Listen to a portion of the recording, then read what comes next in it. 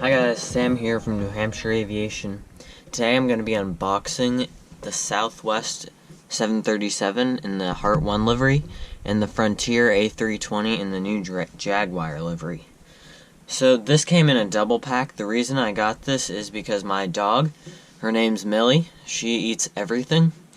She decided to eat this Frontier A320 just a little bit. I got it out of her just in time. But yeah, she is a character. She ate a full bar of Irish Spring soap. A full bar of it. And she's still fine, so yeah, she's a miracle. Okay, so let's take a look at this. So let's move that out of the way. I'll start off with the Southwest box. In the back, there's the typical cloud background. Southwest, there's a little heart up here with the Southwest colors. Then on the back, there's a picture of the 737.